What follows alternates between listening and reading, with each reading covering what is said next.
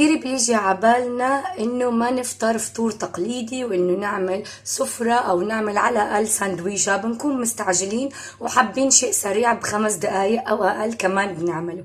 يلا نعمل اطيب واروع مشروب كله باور وخطير ومش رح ياخد دقايق معاكم. لذاذة ما بينشبع منه حرفيا.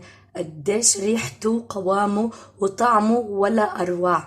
مكونات وصفتنا لذيذة زي ما واضح قدامكم. عنا الحليب، زبدة الفول السوداني، حبة من الموز، 3 حبات من التمر، وأكيد التحلية بالعسل. يلا نشوف كيف الخطوات. عنا هنا بالمونيلكس العادي اوريدي بالخلاط رح نضيف كوب من الحليب، وهنا بنشيل البذور من حبات التمر. بسم الله الرحمن الرحيم.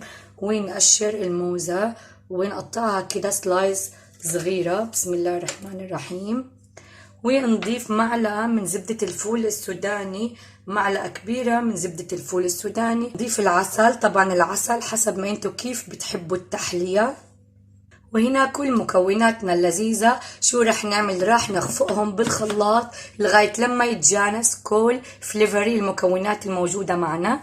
وبنسكب مشروبنا الرائع الخطير بعد ما خفقناه بالخلاط. مش قادرة بجد اوصلكم الريحة خطيرة. شوفولي بالنهاية. يلا نجرب وندوق سوا قديش خطير وبيدفي كده كله باور للصبح. بيقفل معانا اليوم، ما بنحتاج اي شيء اساسا بعده. كتير رائع بجنن. بسم الله.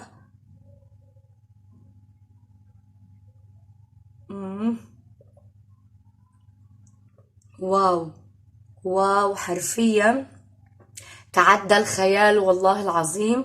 قديش بجنن كده ميكس الموز مع زبدة الفول السوداني والتمر، ولا أروع. قديش خطير. بتمنى يا رب تجربوه لأولادكم الصغار كمان، ولا أطيب ولا أروع من كده. تحياتي لكم كتير.